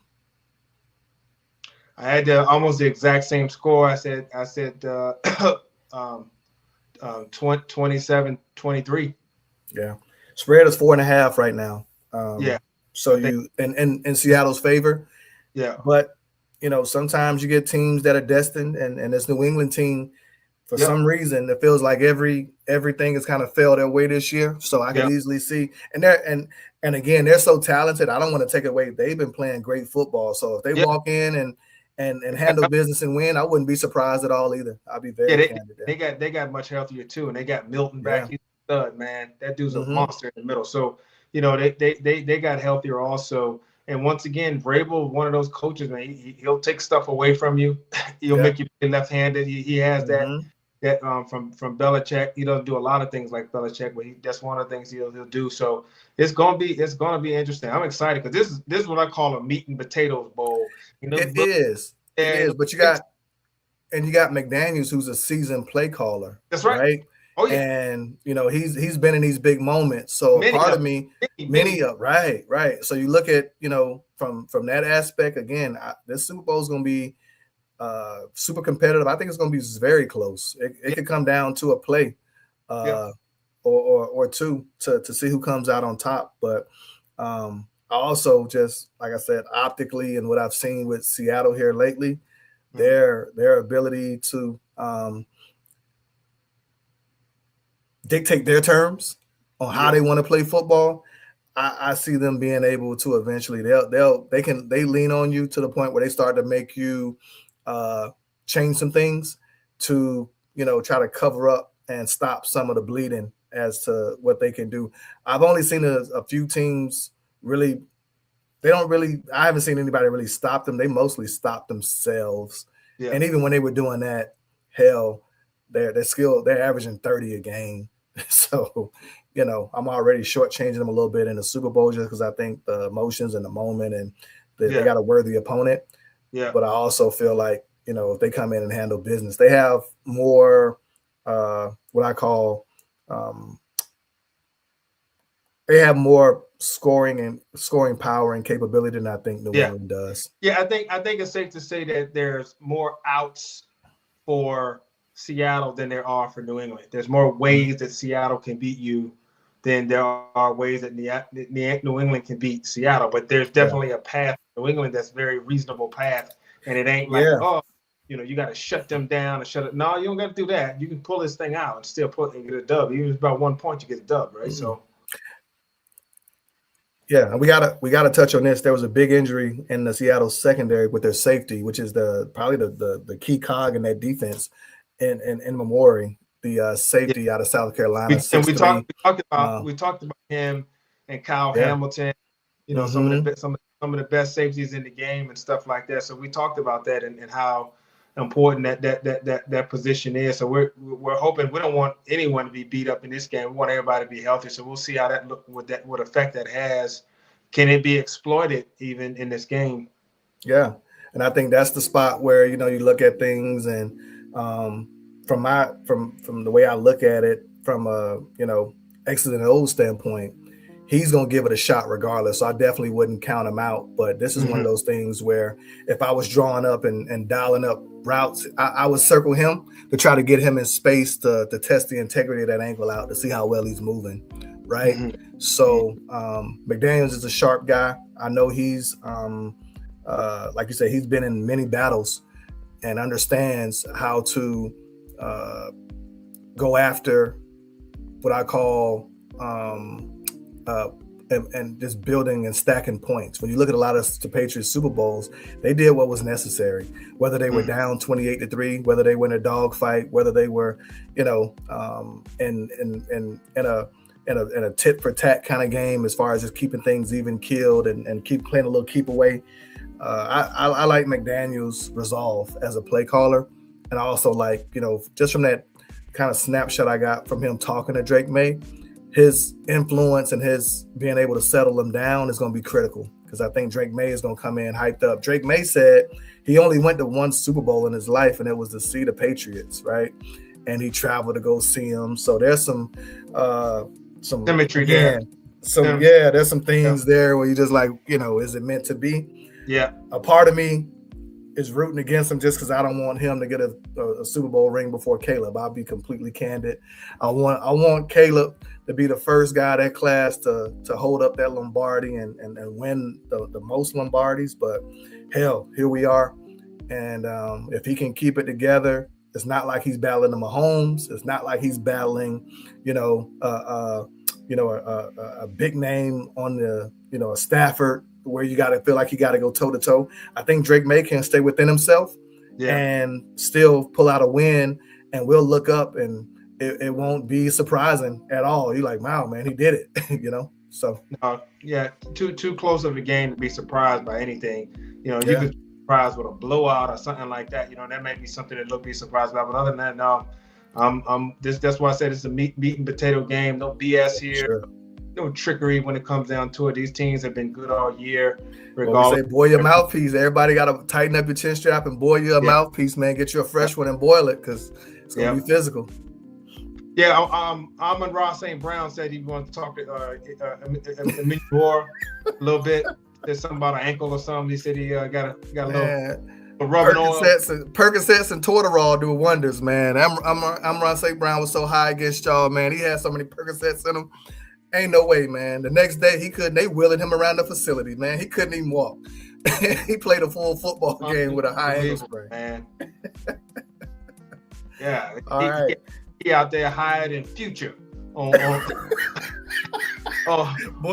boy was fully zooted, man. They showed him in pregame, and it looked like he was in fast motion. Hey, slow down, man. He's sweating and stuff, man. Calm down, man. But let's talk some NBA trade deadline. Trade deadline, man. Golly. Lakers. What are Lakers doing? So right now, Lakers playing Philadelphia. They I think they're at the half. They're down by like 4 or 5 points there. Both teams there, so they playing Philadelphia. Jackson Hayes got suspended this game for fighting with a mascot. Ironically, What? Yeah. Are you serious? He beat up the mascot in the Wizards game. Was it the Wizard game? Yeah, I think it was the Wizard game. He beat the I think he beat the mascot's ass, and so Lord have mercy. Suspended him for a game. Lord have mercy. Yeah, you can't make this stuff up, man. So you can't make this stuff up. So we got Austin Reeves back, right? Yeah, Reeves is leading the team in scoring tonight, and they made a trade. Gabe Vincent has moved on, and in return, the Lakers got Luke Kennard. Luke Kennard, who's actually shooting almost 50. Man, I can't see that Shamar Moore. I can't see the Shamar Moore Soul Train whenever he playing bad. And Gabe, we need you. They got Shamar Moore.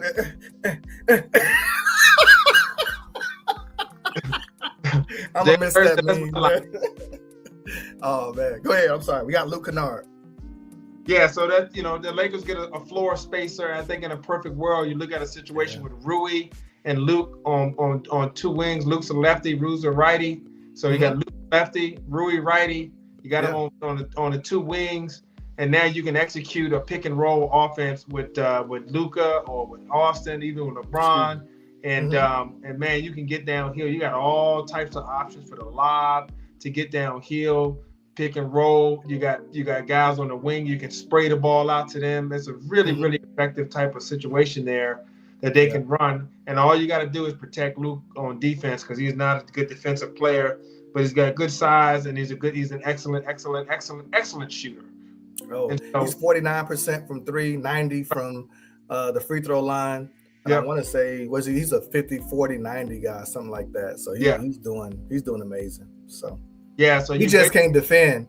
He can't defend worth a damn. So that's the downside. So that's when you got to put him on the court with some other defensive players to kind of mask stuff. But man, the thing is, if you got basically two of the highest 3-point field goal percentage shooters in the NBA on the same team, you get guys going, and now you can get to one of those nights when Sacramento is just out there shooting 65% from the field because they see the Lakers. Now you might be able to match them now with some 3-point shooting, and that's them now. That's what I was going. You know, sometimes you just, again, self-awareness is critical and key in life, and sometimes you look at your roster and say, hey, what do we do best, and how do we add to what we do best? Yeah. And to your point, you get Rui and Luke Kennard, and you put that on the court together with a Luka. It don't matter how much defense you playing when you up 20. That's right. That's right. And every game's a little bit different, but with Gabe, he was never able to really get it going. We didn't get the Miami Gabe Vincent. No, we were getting. He was hurt a lot, man. Yeah. And he got out to LA, and I think, you know, sometimes you get to LA and the lights are a little brighter, and then you got it's LA, it's the nightlife, and you know, I think, you know, Gabe just never really transitioned well in LA to be the same player that he was in Miami. Luke Kennard played for the Clippers, sniper, laser. To your point, with Luka, you know, manipulating and scoring as easily as he does, I could easily see JJ and this is, you know, Rob work around the margins. Pelinka, who doesn't really want to make a huge deal right now because he's trying to keep his options open for next year. Yeah, this was probably the best I think he could have done, because the whole Hunter for Rui never really made sense to me. No. And then some of the other trades that they were proposing, it was like treading water. You know, it's just kind of, you know, pick your flavor. It wasn't a huge advantage, but Gabe Vincent, and it wasn't. So it just didn't make sense. Gabe Vincent going out the door for what I would call a sniper shooter around Luka makes sense to me.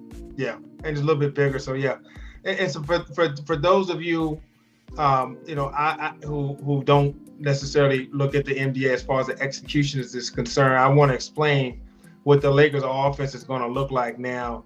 This is the NBA version of the triple option. So what you have is Luka Doncic, who's at the point who can get downhill.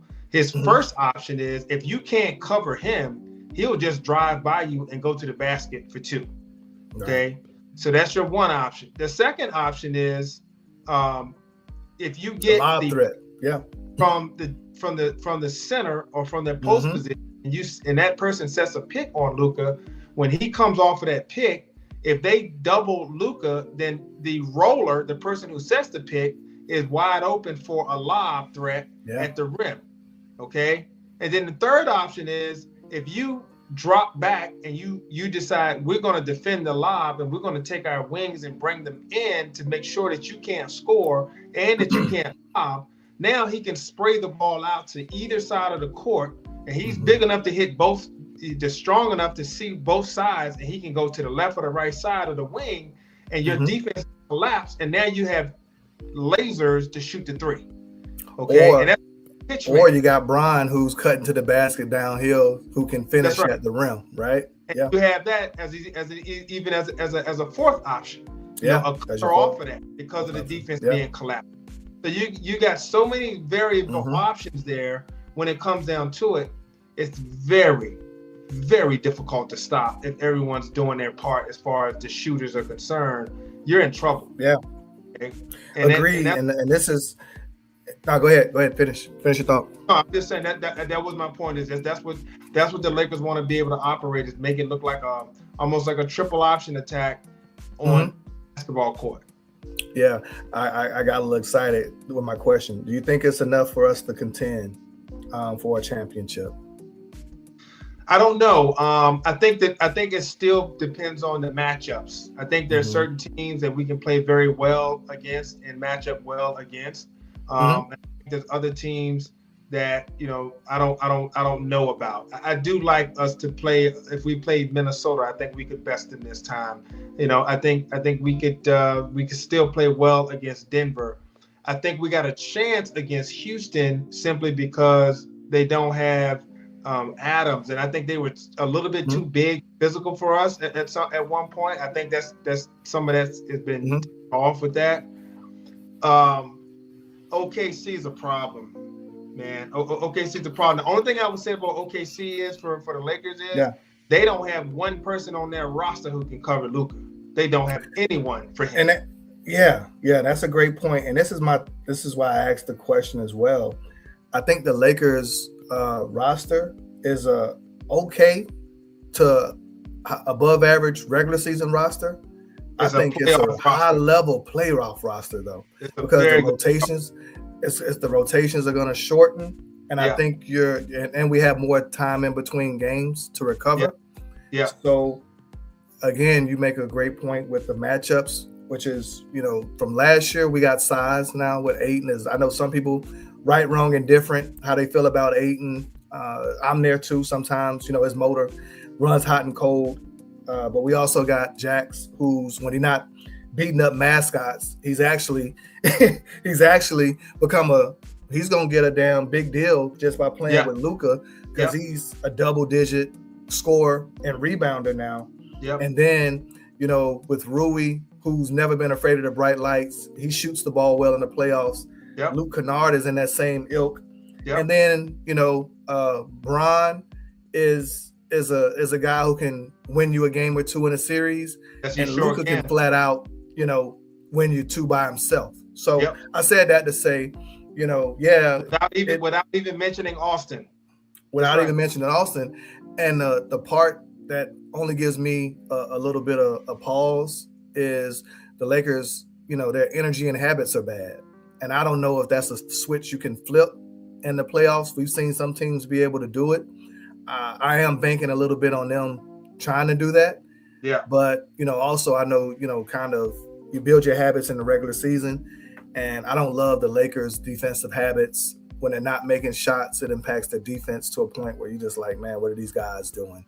JJ's been frustrated, and Dalton Connect. We talked about him today, not being in a rotation. JJ doesn't have a lot of what I call patience for some things when it comes to the youth and the Dalton Connects, the other ancillary pieces, and that's what it's going to take to get us over the hump. We'll need a game from the Dalton Connect. We'll need a game from a Jackson Hayes. We'll need a big game from a DeAndre Ayton. And I just don't know if JJ has the patience, because in what was that, game 3? You saw it, and he just said, you know what? I'm just going to play the starters the whole damn game. Yeah.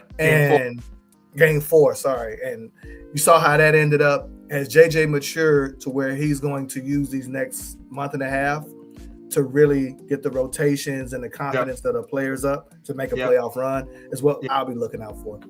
Yeah, very well said. We'll finish out with the trade deadline.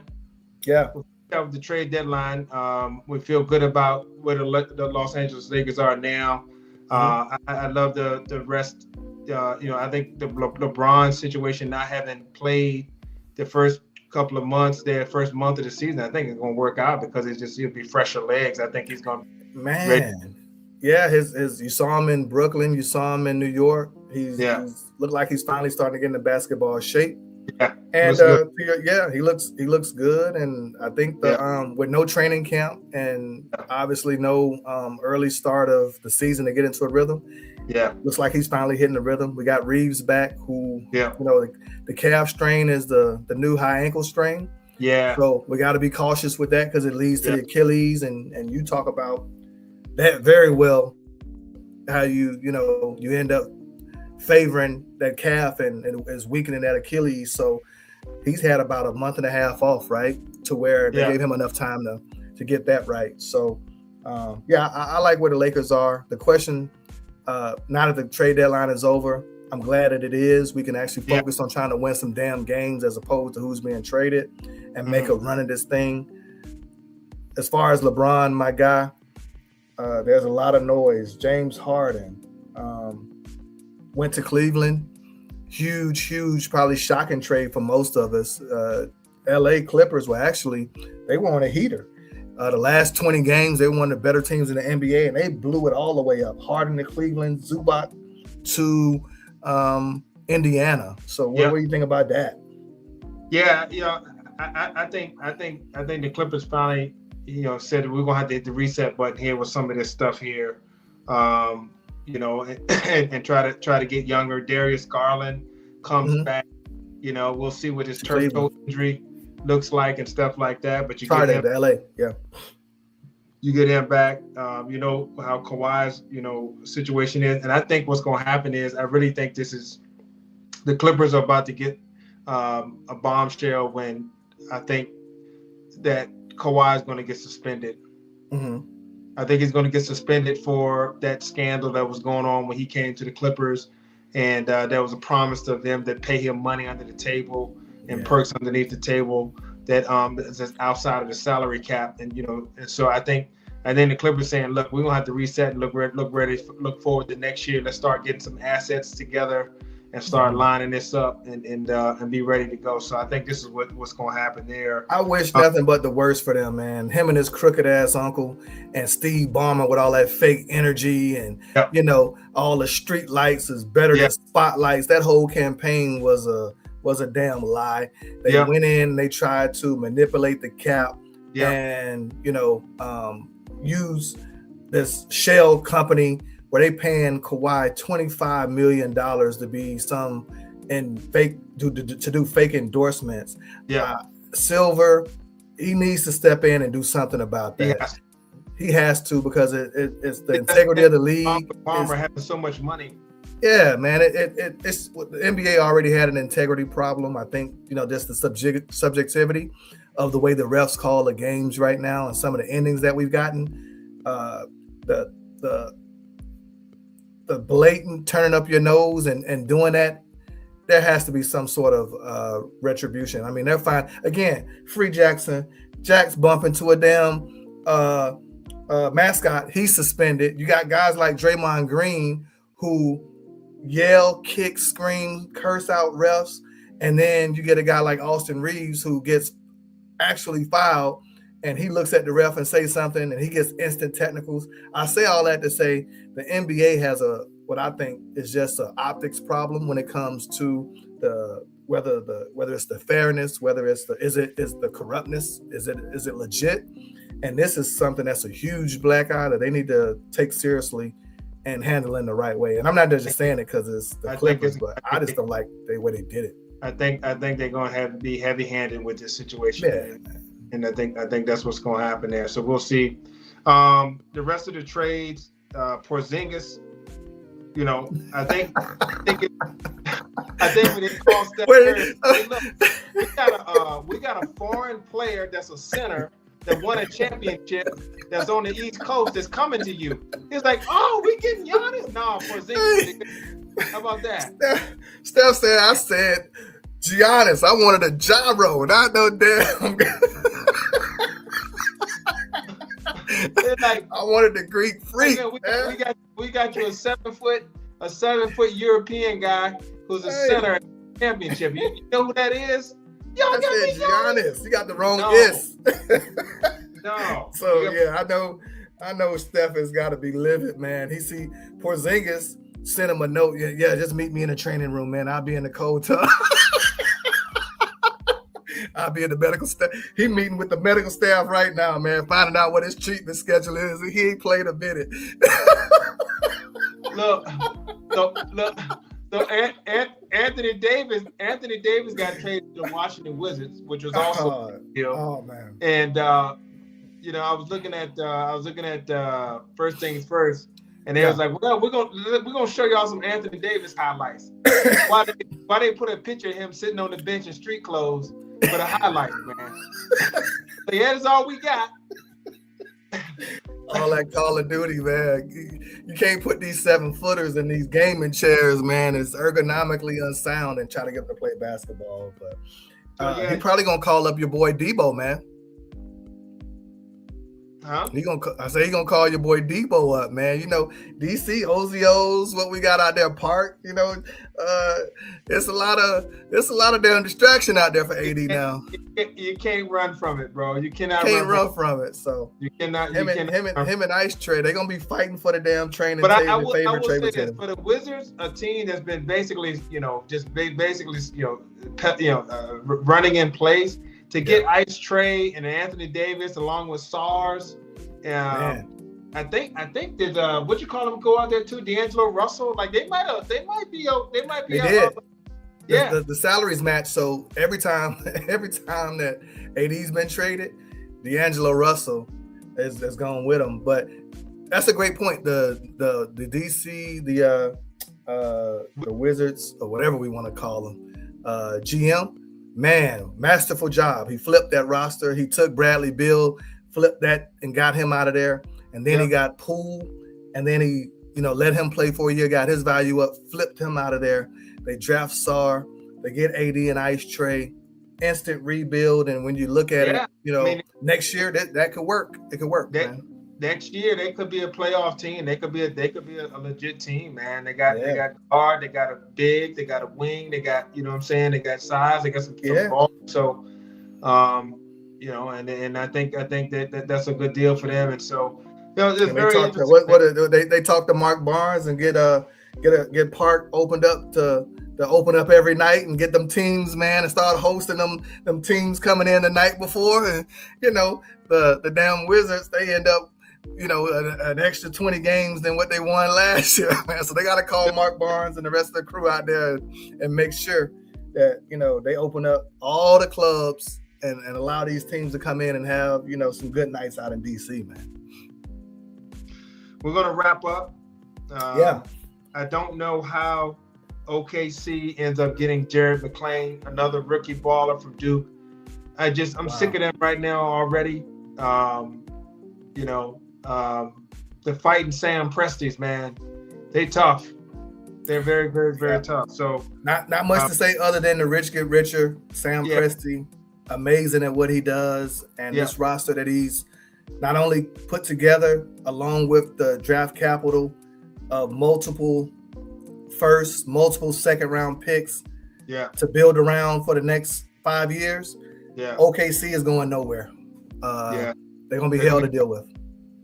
They're going to be tough. So, man, we covered a lot today. We're going to wrap up here. We're looking forward to this weekend and the Super Bowl and all of the offseason that's going on in the NFL. But, please remember to like, share, and subscribe. If you are listening and you've been watching this content, you like this, please let your friends, your peeps know that there's a new sheriff in town. Sports Academy. All right. Have a great night, everyone. Good night.